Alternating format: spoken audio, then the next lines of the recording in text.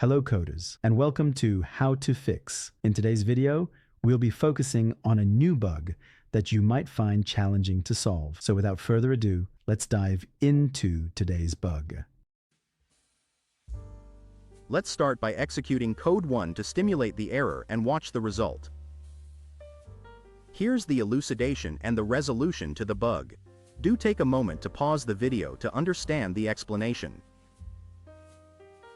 Let's now correct the code and take a look at the resulting outcome.